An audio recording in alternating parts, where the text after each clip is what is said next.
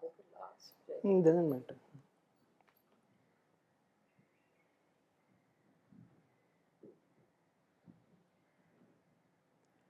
Today is Guru Purnima. It's a very unusual Purnima because it is blue moon. It is the second full moon in a month. When there are two full moons in a calendar month, it's called a blue moon. And a blue moon is supposed to create very high upsurge of energy. So it's very unusual.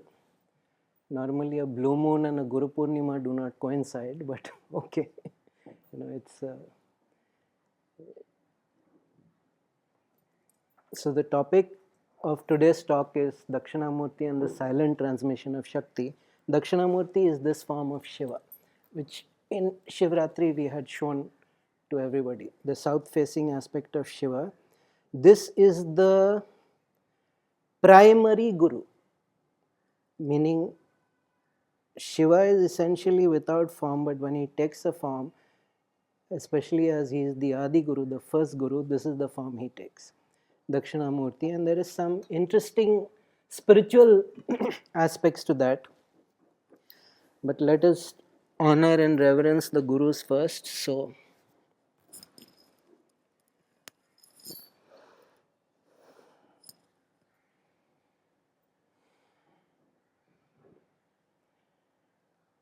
Dhyanamulam Guru Murti. The foundation of meditation is the form of the Guru.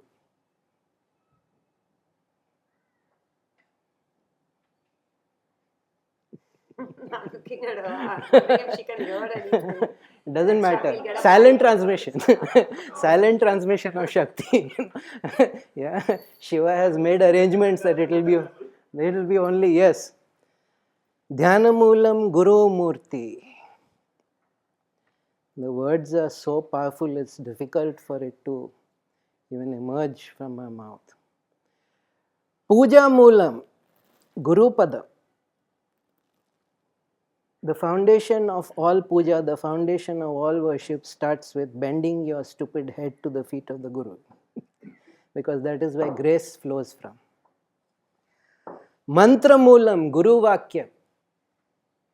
All mantra practice, first of all, listen carefully to what is coming out of the Guru's mouth, because those words are charged with Shakti.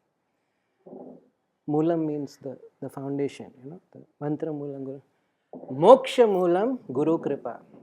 No liberation is possible in the end by your own effort. It has to flow from, there is an intervention. That last step is possible only with Kripa.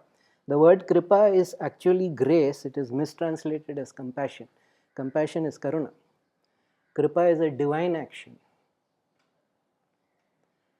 Karuna is a human thing, but Kripa is a divine action, and the Guru is the channel through which the divine action flows. But of all the Gurus, in the end, no matter how the form of the Guru, Dakshinamurti, the south-facing form of Shiva, Shiva sitting under a banyan tree, he has 4 aged disciples around him, and he is transmitting something, but it is being transmitted in complete silence. There is no pravachan. So in a sense, what we are doing here is the very opposite of yeah, but I'll come to that. You see, the first 4 disciples were all the mind-born sons of Brahma. They were mental formulations of Brahma, the creator. They were all called Sanat, Sanat, Sanat, Sanat, and they all have certain specific roles and purposes in the universe. Yesterday, those who were at the Art of Living, you heard the Swamiji there say that, the stars, they were stars that got attracted to the light that blazed out.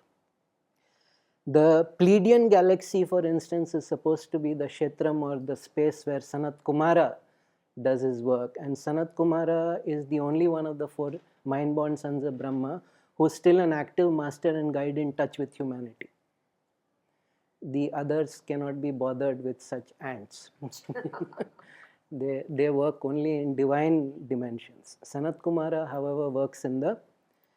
So this is an early aspect of, we call the Satyuga, and then we have the Tetra Yuga, Dwapara Yuga, Kali Yuga.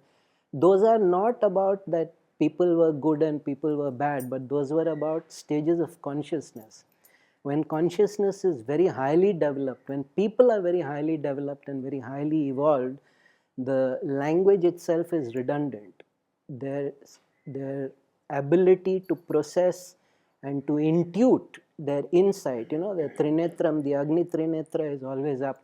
So you don't need to use the wretched rubble of words to communicate. You can just send it in a direct packet and the other person has the ability to process it. So this happened very ancient times when, because Dakshinamurti, as the mystics of South India, the Siddha yogis know, Dakshinamurti is actually where consciousness evolved on the planet. Arunachala hill is the point where consciousness came to birth on the planet. The whole hill is made of red quartz. And quartz is a substance that can be made conscious. Quartz is used a lot in the new age, or rather the new cage people use it a lot, but they don't understand what is the impact of quartz. Quartz is something that can actually be made conscious. The whole hill is red quartz, and it is the dawning, the beginning of consciousness on this dimension or this loka happened in Arunachala. Arunachala, the rocks of South India are 430 million years old. So that mountain, it was eroding. It was once upon a time a very big mountain. Today it's a hillock, but it was once a very big mountain. 430 years of erosion has, but it activated, it got rudimentary consciousness, it moved into mineral consciousness, it moved into plant consciousness, it moved into animal consciousness, then human consciousness, finally into full enlightened master consciousness. And that was how Shiva came to this dimension, through Arunachala, and that form of Arunachala is Dakshinamurti. Because the transmission in Arunachala is never through systems, it is never through formal methodologies, it is transmitted purely and solely, either you have the capacity to receive or you don't. Many years later, when consciousness fell, or because of changing social circumstances and things like that, Shiva realized that people are missing out, people are not able to get what they need, so he had to come one more time. That was Kailasa. Kailasa is, they are not sure of the exact geological age, but it's only between 70 to 90 million years old. So Kailasa is very much the younger brother. And when he came to Kailasa, this time he realized that because the Sanat Kumaras basically said, no way, we are not getting into embodiment, we are not coming into this dimension. So then he had to find a new set of people to teach, and those were the Saptarishis. Those were the Rishi Mandala, the 7 great Brahma Rishis, and he taught them various systems, various, it had to become it had to step down. The pure transmission was no longer possible. So now it had to come in system, it had to come in vidhis, as it is called, sadhana vidhi, process, it had to come in jnana, it had to come in.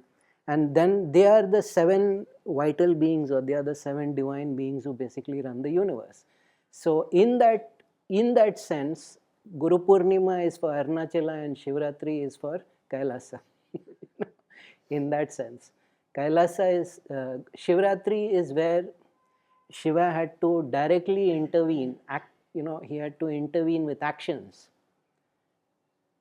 So that is Shivratri, where the mountain became infused with the consciousness of Shiva, and then it started flowing out. So it is very clearly understood. Shivratri, Kailasa is actually vibrates more intensely on Shivratri. Guru Purnima in that sense. Of course, basically Shiva is Shiva, there is no difference there. But Guru Purnima is actually Arunachala. Guru Purnima is actually, so when he came, he did not come as Dakshinamurti, because that form only hyper specialized and hyper intense or hyper evolved people could access Dakshinamurti. He came in the form of the Adi Yogi. He came in the form of the first yogi. And then he started the whole Tantra transmission, he started the whole Vedic and the Vedantic transmission. So there is a very distinctive understanding. These 4 sanats are supposed to have the 4 Vedas and much more. Actually, originally there were about 100 Vedas. And they are supposed to have knowledge between them of all 100. Today we have only 4 left. One of that is rather iffy. Atharva Veda is a very strange one. We don't know if it is really a Veda. But the difference happened in that the only thing that survived from the original method of teaching, the only thing that survived from the original Guru Shishya parampara was the transmission of Shakti. Because after that there had to be pravachans, like we have pravachans now. There had to be groups organized, and there had to be events done, and there had to be years of practice. You just couldn't go to the Guru and you just couldn't receive whatever was needed, because if you were at that state of readiness, if you were at that state of awareness, it could just be downloaded directly into you, directly into your pranamaya kosha. The knowledge that was needed or the skills that were needed could be put into you. But that changed because people were no longer vibrating that intensely. People were no longer that prachand. Yoga makes you prachand, it makes you intense. When you are prachand, we can, Shivani keeps saying after every meditation, we are not big enough to receive. Actually, that's only partly true. The point is, even if we are big enough to receive, we are not big enough to process and digest what we receive. The receptivity is fine. You can draw and draw and draw, but you go to Arunachala and you realize, my God, this is infinite. You go to a place. So this method of silent transmission did not die, but it became concealed in a sense. It became concealed in the scriptures, it became concealed in the processes, it became concealed in what the work that the teacher would do. Because in the end, that is the only real thing that works. Moksha Moolam Guru Kripa. Liberation is not possible. The foundation of liberation is the intervention of grace. Guru Kripa, and that is beyond any logic, that is beyond any ratiocination, that is beyond any verbalization, that is beyond any intellectualization. Nothing that you can think or feel about it works. What you think and feel about or experience, it is beyond all those things. It is a transcendent level, Dakshinamurti level. So when that last step has to be taken, or even when something really important has to happen, the channel in which the Shakti flows, it has to come in that silent transmission. It cannot, if it is verbalized, it is gone immediately. Because there is Agni in the tongue, and 80% of what you are saying is immediately burnt by the fire in the tongue. So which is why when they do mantra, they actually whisper it. Yeah? And the real gurus don't even whisper it, they blow. They blow into your right ear. If you're ticklish, that is bad for you, but that is what happens. So the genuine transmissions, they found a way to encode them. They found a way to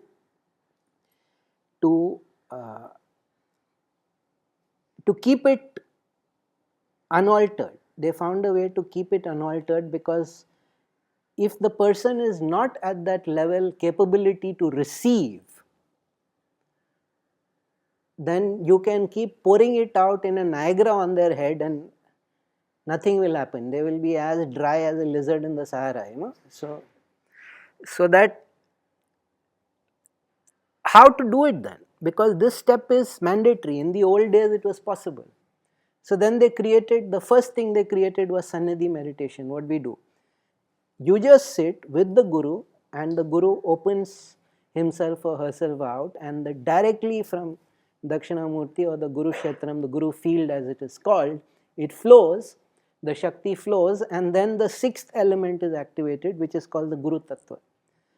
The earth, water, fire, air and Akasha are the 5 elements that we know of, but the Guru Tattva is the 6th element that is needed to start transforming you. But it flows from the Kshetram, it flows from the realm of Dakshinamurti. So the Sannidhi meditation was the first step. Naturally, human beings being human beings, they are like, this is boring, because there is nothing to do. If you are doing things, you can always convince yourself you are attaining something. Many people confuse doing things with attaining. Or at least we have done this much, therefore we have progressed. You may have done a lot and you may have just remained stuck, in many cases gone back also. Because the mother said something really dreadful about yoga. She said, every step back is also a step down. You're either going up and forward or you're going back and down. Do not be under any delusion that you are in now. I'm in a rest period. I am on a plateau where I will sit and I will I will slowly process all that is happening to me. This is all too overwhelming at the moment. The more you progress, the worse it gets. You can forget about comfort if you're a serious yogi. Correct. No growth happens in comfort. Stagnation kicks in and then devolution happens, So, how to then do, how to ensure the purity of the transmission process and at the same time make sure that it doesn't evaporate. Because the tamasic inertia, which we call laziness and excuses, is so strong. How to ensure? So they started putting it into the scriptures. They started, now the methods of diksha, the methods of initiation are one way in which the silent transmission happens. It is actually called paravaka. It is a transcendent word. It is the word that cannot be verbalized. It is the word that cannot be conceptualized. It just is. It is the paravaka, and it can be, if the person is ready, it can be placed in, and then it will start doing the work. So the procedures for diksha, which is why you couldn't go to the teacher and say, you couldn't go to the guru and say, I am ready to be the disciple. I think I am now ready. You never got to do that. The guru could tell you, okay, now you're ready. Because that moment of transmission was purely dependent on your capacity to receive. Now I know these are not the ways things are done today, because people are in the business of accumulating numbers. We have so many, but you have numbers. They are all students. Acharya and Shishya is also a good relationship. There is nothing wrong with that. No, sorry, Acharya and Vidyarthi. But Guru and Shishya is a different level altogether. Because at the Guru Shishya level, the silent transmission of Dakshinamurti kicks in.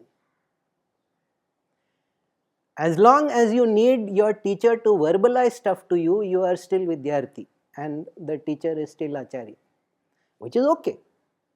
That is a necessary stage of evolution. But if all the time you need it to be spelt out for you, then you are not a Shishya. You are not growing, and most of all, you are not really connected to the Guru Kshetram. Because if you were connected to your teacher, if you were connected to your Guru, the answer that you need will flow, because within you also that same tattva exists, within you also that same kshetra exists. So even when the initiation procedures were different, then they started infusing it into the scriptures. They started putting it into Veda, Upanishad, all those. The words are not what counts. It is not even the meaning, which are brilliant meanings, awesome verses. But there is power just in the sound. There is power just in the syllable. In fact, most mantras, it is not the meaning of the mantra or even the words that count. It is just the vibration that counts. Yesterday at the Art of Living Havan, they were doing the Rudram. They were chanting. And they were all chanting simultaneously. 3 of them were chanting simultaneously. And it was so loud that you could no longer hear the words. And it was fantastic, because at that moment only the Shakti was flowing. At that moment, you couldn't break it down into the component words and, oh, that is such a beautiful description of Rudra, and all those mental things could not happen. It had completely shut down, and the only thing that was doing was that vibration. Now it was different from what they do in Chidambaram, because in Chidambaram he is Nataraja. So in Chidambaram they do this little ebb and flow method, like a dance only, like a laya. They don't all chant in synchronicity. They keep little gaps. And the way the sound hits you there is completely different. It's a very unique but it's still the Rudra. These are methods depending on, but you see, if you take something, the lesser known books, you take Vijnana Bhairava Tantra, you take Patanjali Yoga Sutra, you take Yoga Vashishta. In Yoga Vashishta, he very bluntly says, Yoga Samadhi. Yeah. Which means that if you are not in samadhi, yeah, maybe yoga is not for you. But there are many, many more things than that. The way those books were structured is that there is a one level of intellectual teaching, there is a one level of emotional teaching, and those are not important at all. There is a level of Shakti transmission which matters. The very word yoga, because it has been so pathetically overused that people are missing out. But if you are in deep meditation and you just think of the word yoga, there is a certain intense, amazing vibration there, because yoga means to join. You are joined to the Guru Kshetram, you are linked, and it is unbreakable if the link is genuine. Now, of course, if you are hallucinating, that's a different matter, which is a very easy thing to do. The scriptures, even the Bhagavad Gita, Sri Aurobindo, Savitri, there are certain books where it is almost irrelevant what is being said. The power that is encoded, the power that is put into each syllable,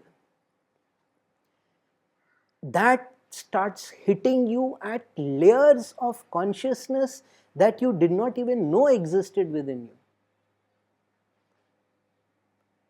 you.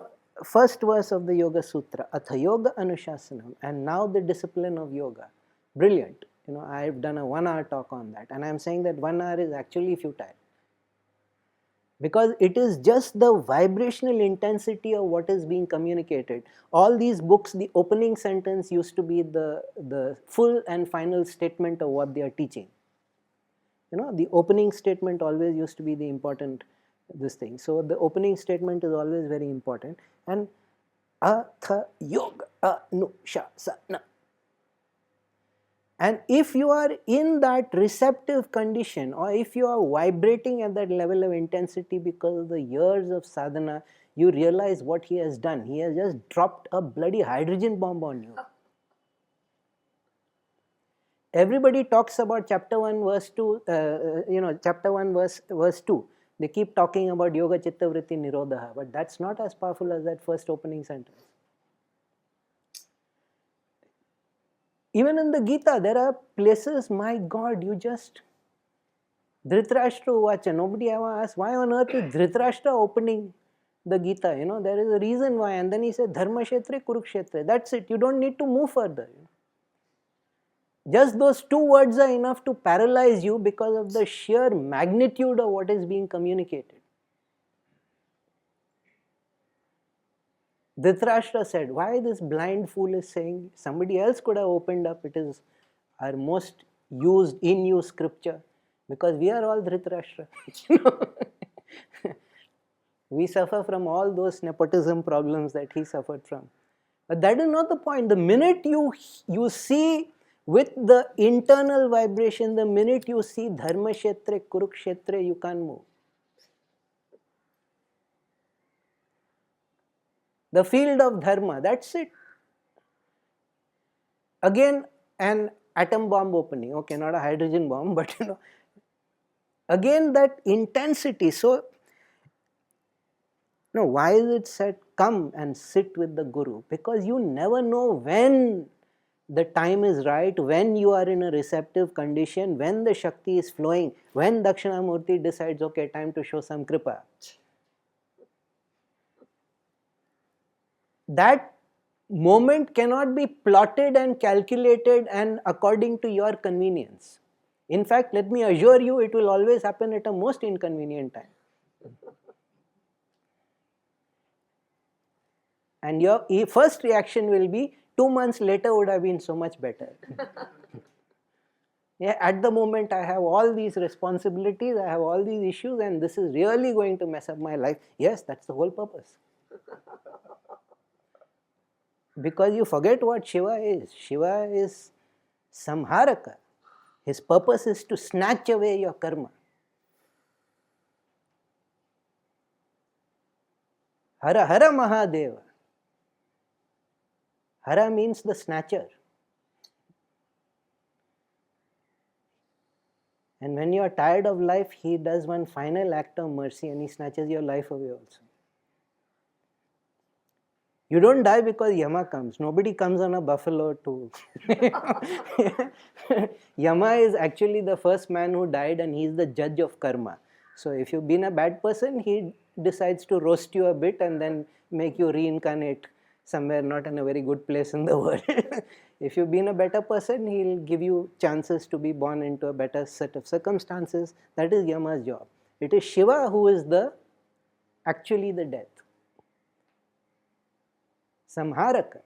It is he who comes, and when he comes, the Kundalini is so pleased. I've been sitting here completely neglected. Finally, somebody who appreciates, she leaps out of the body. That's when you die. Wow. Your entire life energy exits you because you did not honor it. You did not want to become Shiva. Now Shiva has come. Okay, thank you. Next time. Next embodiment. You see, this is difficult to understand because unless you grow a little bit in yoga, you cannot understand why this fascination with the Guru, why this almost hysteria about the Guru and surrender to the Guru. Now the word surrender is an inappropriate word. It has caused a lot of harm. The two words that are used as synonyms for Sharanagati, surrender and submit. Now if you surrender, it implies there has been a conflict and you lost. Yes? Yeah, you have been defeated. People who are defeated are losers. Now you don't want to be a defeated loser, yes? So if I go to the Guru, I am a defeated loser. You're not going to progress with that attitude. If I submit, I am inferior, that person is superior. Nobody wants to be inferior. So psychologically, these two words become terrible barriers. But the word is Sharanagati. Sharan mein aana, to come to Sharana means the Guru has a kshetram, the Guru has a space, the Guru has a field where you can transform, you step into it. Now you are in the embrace of the kshetram, that is Sharana. And the concept is not only Sharana, it is Gati, it means there is movement. Wow. So please stop saying that one must surrender to the Guru, one must have Sharanagati. Wow. This nonsense about surrender and submission, there are people who, okay, let's leave that. Sharana Gati. If you come into the Guru Kshetram, Gati will happen. That is the biggest complaint actually. Yeah? I'm not ready. Why is this? Why is this push? Sharana Gati. It is a dynamic process. Energy flow is set up between you and the Guru. Do not be in the arrogant mode of thinking, oh, now from me also it is going there. No. In the beginning, you are a parasite, you are a vampire. You just take and take shamelessly. There is a safety mechanism that nobody can ever repay the Guru. That debt you will carry till the day you die. You can only transmit all the blessings and grace you have to the next generation. This one thing you will never be free of. You can burn up all your other rinas, but this rina will never go. Never ever. Don't even ever think it is possible. But Sharana Gati, if you understand Sharana Gati, then it becomes very clear. Then and only then the silent transmission can happen. The Paravaka can happen only when you are in Sharanagati. That is the one condition, but unfortunately it is mandatory.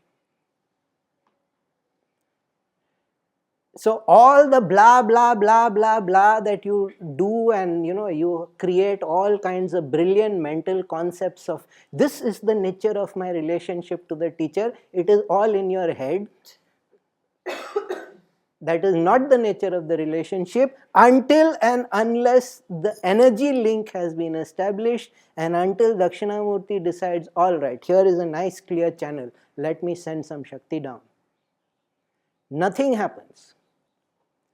And this, of course, in modern terms, because everybody wants to be strong and independent and, autonomous beings,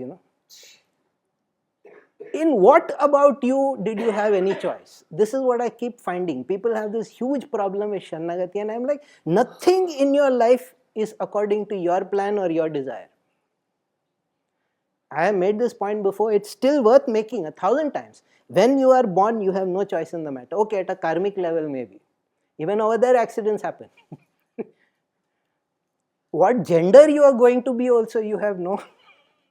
Yeah, whatever beautiful or horrible name you are going to be saddled with, what language you will learn, what level of education, what clothes, what food, everything that makes you who you are has not been in your control. So what is this sudden desire to be a fascist and now manage all the reins of my life? क्या था आपका? What about you at all? Did anybody ever consult you? It's hugely unfair mechanism. I sometimes have little conversations with him and I tell him, you're a very poor designer, the world is a big mess. Anybody could have done better. You and mother really are sleeping on the job, But it's not their fault, it's our fault because we are not in Sharanagati. This vital aspect, until you acknowledge that there is something superior to yourself, you will never grow.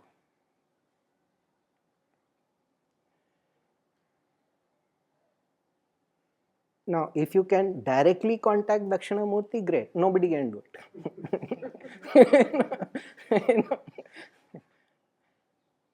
Because the intensity of what descends will fry you on the spot. So you need a buffer. You need somebody who can reduce that intensity and channel it to you in a level that you can tolerate. Why is he called Dakshinamurti? The south facing. He sits in the north and he sits in Kailas. Okay, that's not the real reason. The south is the direction where karma burns up.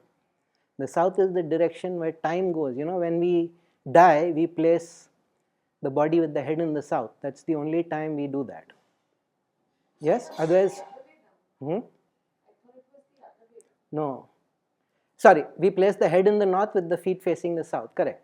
No, we never put our head in the north. We are never supposed to put our head in the north when we sleep. East is best, west after that, then south if no other option. Because the reason we do that, if we do that, biological decay is accelerated. There is a deeper spiritual reason in that the south is the direction where karma is, the south is the direction of death. Death means end of karma. He is looking over there. Anyways, he is Hara. I happen to be a Vastu person. I happen to have some knowledge. I wrote the first book on that, published in the West. So many times I used to be called for consultation because some hell is breaking loose in the family. And almost the first thing I would do was say, show me where your clock is. Because I would find very nicely it would be placed on the south wall. And both Samaya and Karma are now rapidly accelerating in that house. And just by shifting that clock to the north or the east or whatever, even the west is not a very good idea because the sun goes down there. So again, you're rapidly accelerating. North wall and east wall.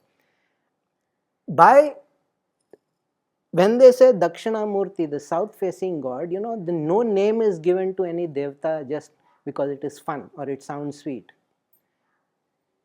The name of a devta always has deeper resonating meaning. There is something encoded in that name which you are supposed to. So he will take your karma away.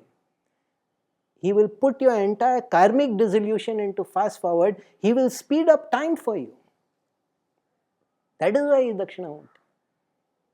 And if you are very, very lucky, Sanat Kumara might one day decide to visit you in a dream or something. Anybody who says they actually saw Sanat Kumara, I'm like, yeah, okay. You don't have that much Shakti. Nobody does. But in a dream or maybe in a meditation, maybe you can get Sanat Kumara, somebody like that. Dakshinamurti is the form of the Guru. The physical person is not the Guru. Please do not confuse the physical person with the Guru.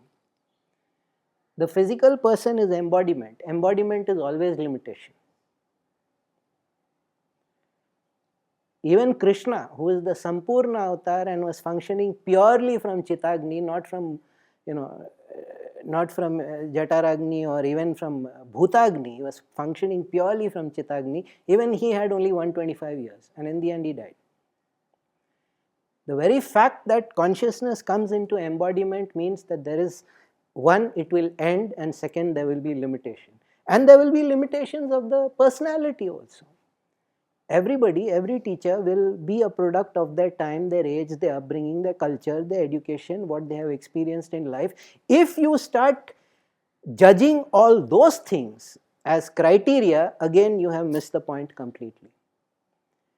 Then you are standing outside, you are not in the kshetra, you are not inside, you are not in Sharanagati.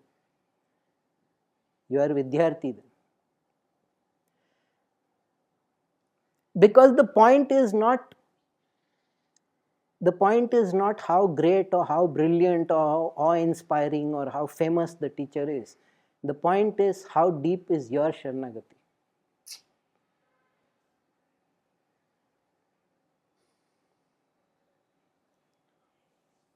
You may want to go to somebody who is very impressive, but that person has no Rinanubandhan with you.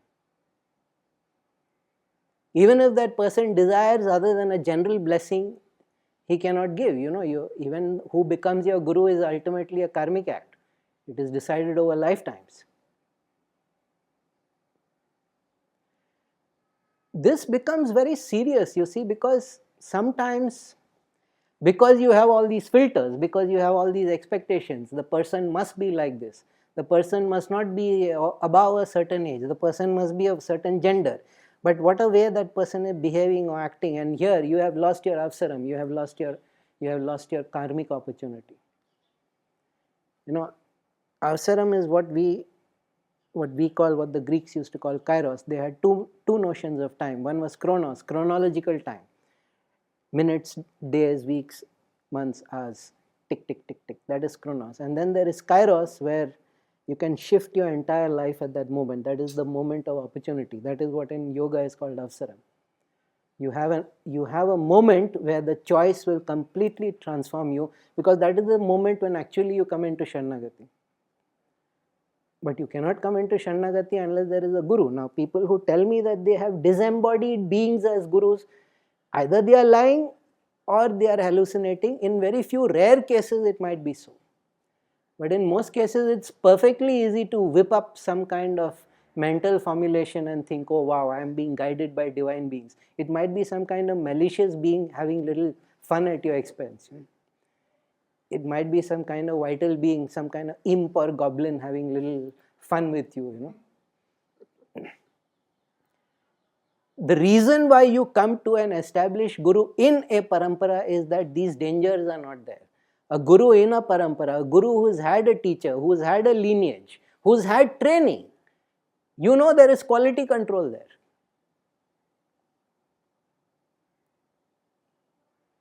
Nowadays, anybody who can afford the price of a poster announces themselves as a guru, and they get very offended if you ask them what is the lineage, who taught you, where is the parampara, what is the system. And they have pictures of stars coming out of their hands and everything. I'm like, okay. But we have become very ignorant about our own culture. You see, that is the major problem. We are slowly reconstructing our culture. We are slowly reconstructing our entire spiritual methodologies also. All the sadhana vidhis have become so weak.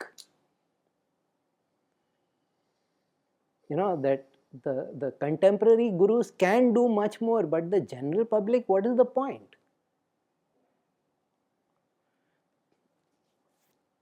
If you give them caviar, they'll say, what is this blackberry fish jam? What is this blackberry jam like fish? So I do not know how to say this, because when that intensity kicked in and I started seeing the deeper vibration or the deeper meaning behind the scriptures, or I come and sit for meditation with her, and at the end of the meditation everybody is asked, and then everybody is very curious, what did I experience? And my usual answer for the past 2 years has been, what is there to say? Yeah. And people think I'm holding back or concealing, but that's not the thing. The reason is, when I sit in meditation and she establishes the link, I don't see her anymore. There is just light over there. And experiences happen when there is form, when there is embodiment. When there is no embodiment, what experience? No, so it's not something that I'm saying because I'm stingy with my experiences.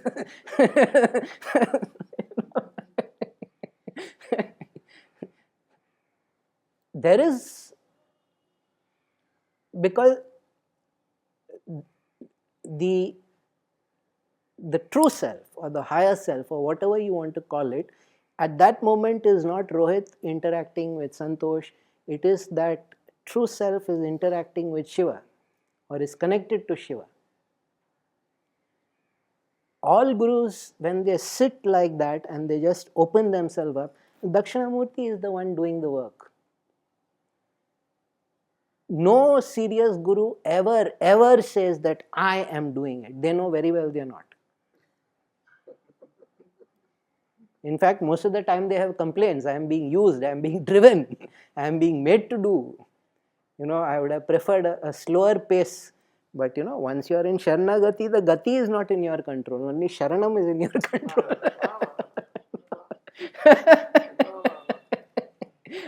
And Gati mein kya problem hai? Nobody is going to die because they have surrendered, or rather Sharanagati,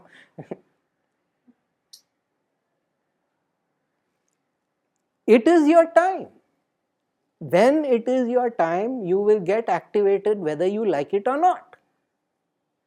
If you have been doing that for many lifetimes, there is always a moment of avsaram in your life, there is a kairos moment in your life, and you will be activated, and trust me, nobody gets activated without access to a guru. The guru is just round the corner. It is impossible to say that this happened and I could not find a guru. That is not true. The guru is there, you did not recognize because you didn't like the form in which it came.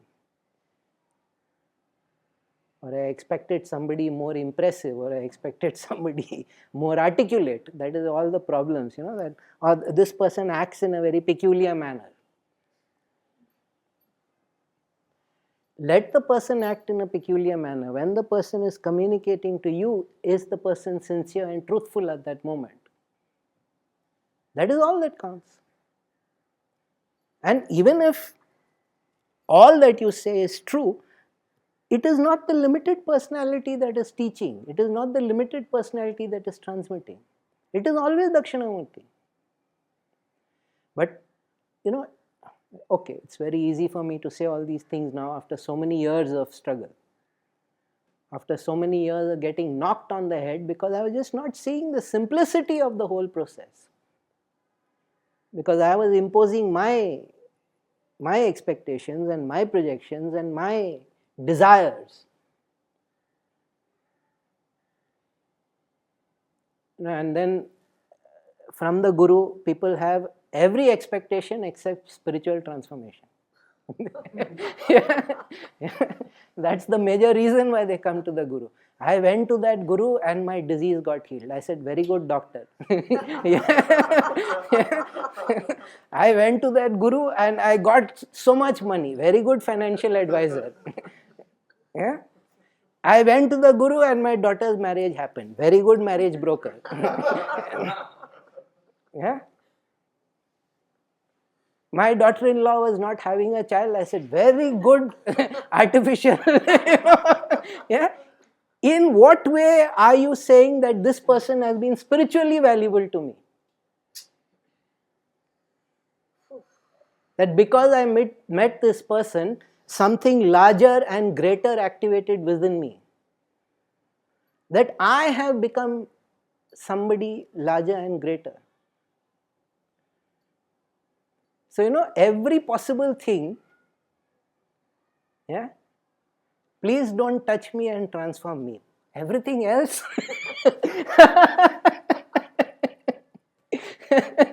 in my case, I had no option because Santosh didn't plan it. Just her reading her book only triggered and activated me. So, it was just the karmic thing at the moment. But when you see that, you instantly understand one thing. Sharanagati has not happened. If you are in Sharanagati, something else happens. The minute you come into Sharanagati, your entire karmic stream starts flowing into your authentic Swadharma channel, into your authentic Enteleki channel. Enteleki is the Greek word for Swadharma. It means the purpose you are born to accomplish. Everybody has a purpose for which they were born. There is one thing that they were meant to do, and if you try to do other things, life has a way of nudging you gently and then harshly, and then giving you real trouble, and then finally saying, okay, this person is not interested. Let them wander around for a few lifetimes. But if you come into Sharanagati, within 1 year, 2 years, your Swadharma instantly starts activating. Because this is the one question that everybody asks. How do I know what is my purpose? How do I know that what is it that I am meant to do? And I'm like, do you have a guru? No. Do you have a meditation practice? No. Then you won't know. You never will. Sharanagati. The gati is then the Swadharma, then the gati is the Enteleki. Then your whole life energy starts flowing into the channels it was meant to.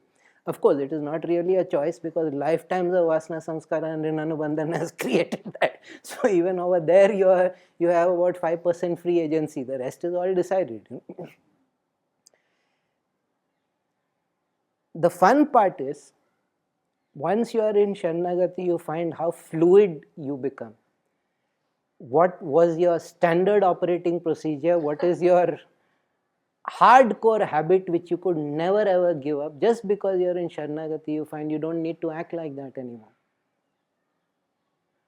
Again, that is the point. That is why they keep insisting, get a guru, Sharanagati mein aa jao. Get a guru, because the guru is not a person. The guru is the Kshetram. The guru is the Shakti. And it cannot. I say all these things because at least some people may grasp what is being said and some people may resonate. But really it is a waste of time. At a very deep level it is a waste of time, because the real work cannot be, it is of a magnitude that we cannot describe it. There are no words, there are no concepts. There is no way you can structure it and analyze it and describe it. The work happens at a level that is simply beyond our current human embodiment. One has to literally get what our 8 spiritual breaths keep saying, the body of light, my whole body is full of light, then you can get it. Because the body of light means you become a Deva. Deva only means that a person whose whole body is full of light.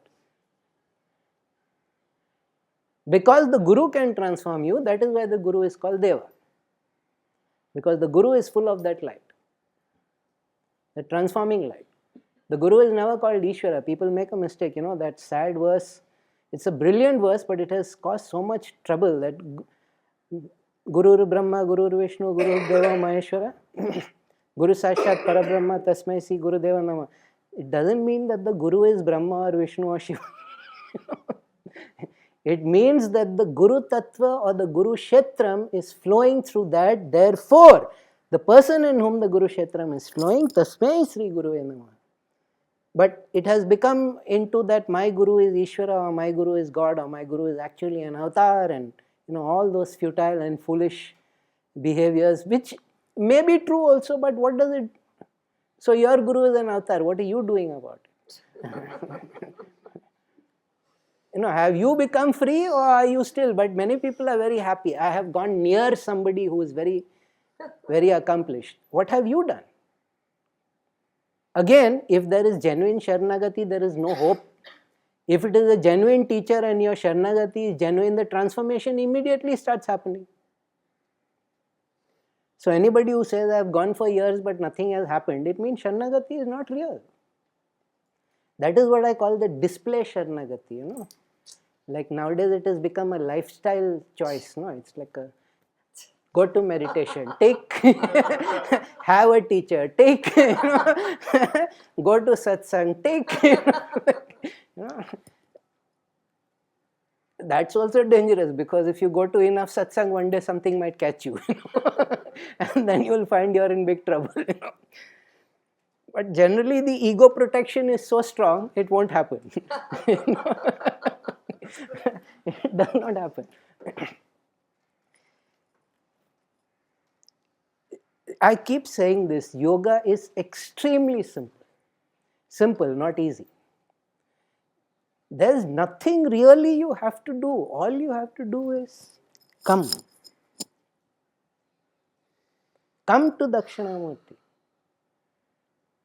You just have to have that one moment of clarity that I am not adequate by myself. That I am not, as I used to think, the center of the universe. Much more can be done, much more can be added, much more. And I need to find somebody, or I need to be with somebody who can do that, who can shift me, who can make me access that inner dimension. That experience of Shakti, once you experience it flow from the Guru, there is no doubt left anymore. It is the most authentic and true experience you will ever have in your life.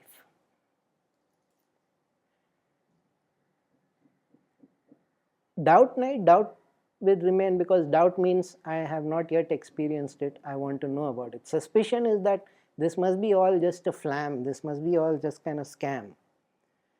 But once you feel that, it is staggering. I again, like I say, there are no words. And then you realize why all mystics keep saying, you think human love is something incredible, wait till you feel the love, the touch of the divine. Because the magnitude is so much greater, the intensity is so much greater. And many of them go mad with that. The whole bhakti types, they go mad with that touch of the divine love. Also, the teacher didn't scold them for indulging in emotionalism. Okay, that is another point. That is another point. We won't get into the deficiencies of the bhakti path, yes. Because at least the bhaktas have one thing right, Sharnagati. They know how to do Sharnagati better than anybody else. The Jnanis are the biggest problem for Sharnagati, because their head is so full of the accumulated data that I don't know why it causes it to, like, gaseous swelling happens. Jnanis have a problem, but not the bhaktas. They don't have a problem with that. This method is what distinguishes yoga from every other method. This method of silent transmission of Shakti, which is the core. And no matter how people try to rationalize it, every yogi, every authentic hardcore yogi keeps insisting the real stuff cannot be said. The real stuff can only be experienced. The real stuff can only be accessed from the Guru. Because they are very clear about it. Without the Guru, it's not going to work.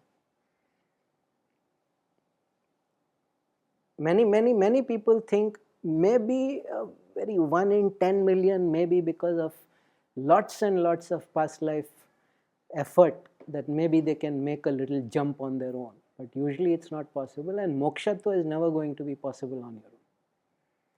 Kripa has to happen, grace has to happen. It's a tragedy that except for small parts of South India, Dakshinamurti is not known only in the rest of India. And it is the supreme form of the Guru. It's a genuine tragedy. So I really hope that this Rupam, it seems to be becoming stronger now. Recently they made a temple outside Pune, a Dakshinamurti temple. I really hope that this comes up, because if there aren't adequate numbers of people who are used to receiving Shakti, it becomes difficult. If it's a general purpose, the overall consciousness shifts and it becomes easier to send. Each generation, if there are more and more people who are in the habit of accessing Shakti, it becomes easier. But Dakshinamurti is the core. Dakshinamurti is the real, again, because the puja of Dakshinamurti is very difficult. Just being there and just being attuned to receive is so difficult. Not to your human guru, to Dakshinamurti. To be attuned to Dakshinamurti is difficult. To the human guru, you don't need to be attuned. Sharanagati. It's causing a lot of depression, I notice. Okay. Which is why come and sit in meditation, because you have no idea where and when the gift will drop on your head, See, actually, if you are really genuinely connected, you can be one continent away and the connection is unbreakable. You can just think of the Guru and the Shakti descends immediately. But you see, Gurus have a personal energy field also. So coming and sitting in the personal energy field is dramatically healing. So that's why they insist, come, come, come, come. Because the more you come and sit, the stronger the Shakti is there. Why are you always putting pressure on that one? Just come and sit in the physical space. You don't need to be constantly going into the pranic space and then drawing it from there. No? That's a strain. Just coming and sitting is enough. Just sitting in the personal kshetram of the Guru is enough. Again, that's what they are doing. They are not asking anything. They have no questions. Adi Shankara has written Dakshinamurti Stotram and he is like, here is the great wonder. The teacher is young, the disciples are all old greybeards and nobody is saying anything. all is being transmitted silently, of course. That's how it will happen, in one sense,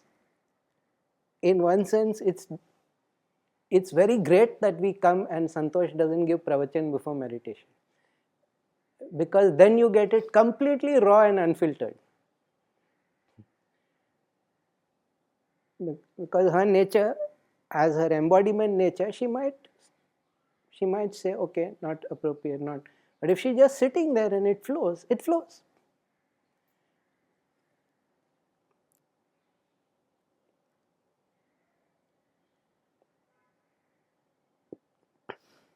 No, it's very strange because she's female and you would think some Shakti Swarupam, but no, it is Shiva Swarupam.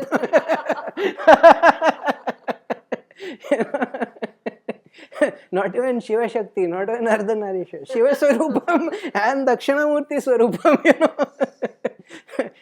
because that, I hardly remember, it must be now 3 years or 4 years since I actually asked her a question. Because anytime I have a question, all I have to do is, okay, Santosh, I am going to ask you a question, and whatever needed comes. It just surfaces. In the beginning, I was like, was that really from Santosh and the Kshetram? It might have been. Then over time you realize you are not that wise, okay? It did not come from you, it came from outside. And one of the reasons why they do the satsang with the sacred texts is to get people into the habit of being in the Shakti of the words, the Shakti beyond words, the silent Shakti. The point of the pravachan, the point of the learning, the point of engaging with the text is not so much to become a scholar and write your PhD thesis on the text, but just to let the Shakti saturate you. And over time it will just, and that moment cannot be planned. Certain people have like a, what I call, they come with a script in which they are the hero, yeah, and the Guru is then the director. You please, you please work out this script. You please make this happen in this manner, and directors at least get paid. The expectation is it will all be done for free because so dakshina, what we do, when we give dakshina, we are not giving to the person. The dakshina is just our gratitude to Dakshinamurti. Oh, that is also another meaning of dakshina. Yes, it is another meaning of Dakshinamurti. It is just our way of trying to repay all that we have got. Like I said, you can never repay. But somebody is making the effort. We are obliged to make sure that at least because of resources, that effort will not stop. That is the reason why gurus are given dakshina. They don't need. Gurus are enough alone. They are enough alone. But not to give means you have been stealing. You have been taking Shakti without returning. काफी आज के लिए? Enough for today?